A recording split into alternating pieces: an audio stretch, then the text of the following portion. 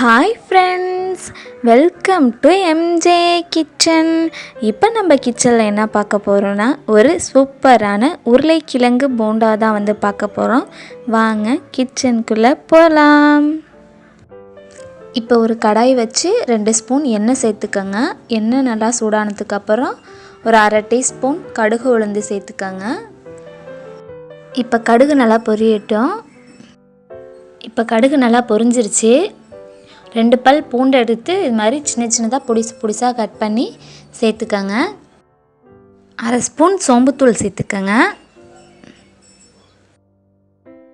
சேர்த்துட்டு லைட்டாக கலந்து விடுங்க. இப்போ நான் 3-4 மீடியம் சைஸ் வெங்காயத்தை எடுத்து பொடியாக கட் பண்ணி வச்சுருக்கேன், அதையும் சேர்த்துக்கிறேன். சேர்த்துட்டு எல்லாத்தையும் நல்லா கலந்து விடுங்க. வெங்காயம் கொஞ்சம் ஒரு பொன்னிறமாக வதங்கி வரட்டும்.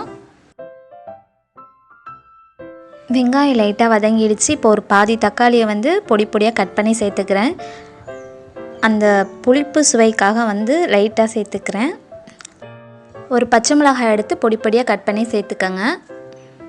அடுத்து 2 கொத்து கருவேப்பிலையை எடுத்து இது மாதிரி பொடியாக கட் பண்ணி சேர்த்துக்கோங்க. சேர்த்துட்டு எல்லாத்தையும் நல்லா கலந்து விடுங்க. நல்லா வதங்கி வரட்டும்.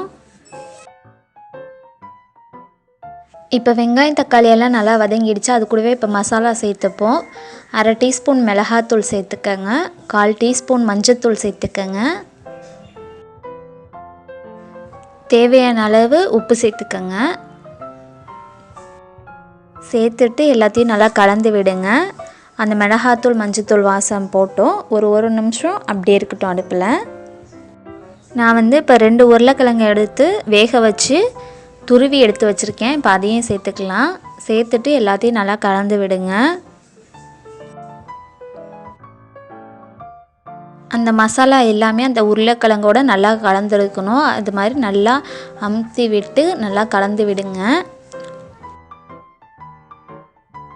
இப்போ எல்லாத்தையுமே நல்லா கலந்தாச்சு. அப்படியே ஆற விட்டுருங்க. இப்போ அதுக்காட்டியுமே போண்டாக்கு நம்ம மாவு கரைச்சி எடுத்து வந்துப்போம். இப்போ இது மாதிரி ஒரு பாத்திரம் எடுத்து வச்சுக்கோங்க. அதில் 3/4 கப் கடல மாவு சேர்த்துக்கோங்க. சேர்த்துட்டு 3/4 கப் அரிசி மாவு சேர்த்துக்கோங்க. நம்ம ஏற்கனவே உருளைக்கிழங்குல மிளகாத்தூள் மஞ்சத்தூள் சேர்த்துருக்கோம். அதனால் இந்த மாவுக்கு ஏற்றபடி கொஞ்சமாக சேர்த்துக்கோங்க மிளகாத்தூள் மஞ்சத்தூள். நான் 1/4 டீஸ்பூன் மிளகாத்தூள், அதுக்கும் கொஞ்சம் கம்மியாக மஞ்சத்தூள் சேர்த்துருக்கேன். இப்போ அந்த மாவுக்கு தேவையான அளவு உப்பு சேர்த்துக்கோங்க. இப்போ கொஞ்சமாக தண்ணி சேர்த்து எல்லாத்தையும் நல்லா கலந்து விடுங்க.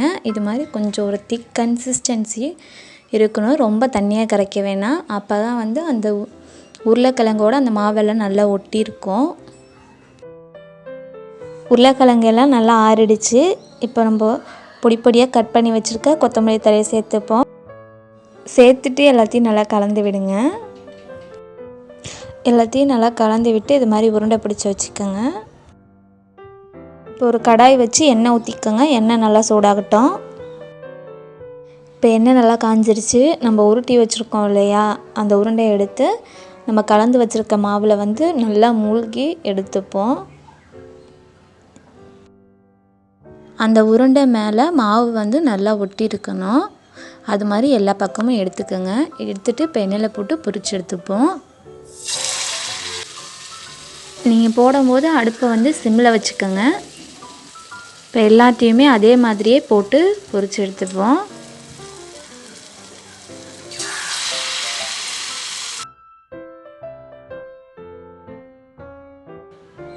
அடுப்பை கொஞ்சம் ஒரு மீடியமை விட கொஞ்சம் ஹையில் வச்சுக்கோங்க. ரொம்ப ஹையில் வைக்க வேணாம். ரொம்ப ஹையில் இருந்துச்சுன்னா எல்லாமே சீக்கிரம் கரைஞ்சிடும்.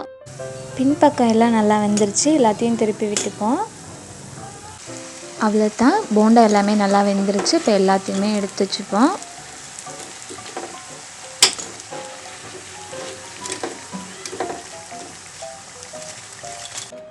அவ்வளோதான் ஃப்ரெண்ட்ஸ், எல்லாத்தையும் போட்டு பொரிச்சு எடுத்தாச்சு. சூப்பரான உருளைக்கிழங்கு போண்டா ரெடி ஆகிடுச்சு. உங்களுக்கு இந்த வீடியோ பிடிச்சிருந்துச்சுன்னா லைக் பண்ணுங்கள், ஷேர் பண்ணுங்கள், கமெண்ட் பண்ணுங்கள், சப்ஸ்கிரைப் பண்ணுங்கள். மறக்காமல் பக்கத்தில் இருக்க பெல் பட்டனை கிளிக் பண்ணுங்கள்.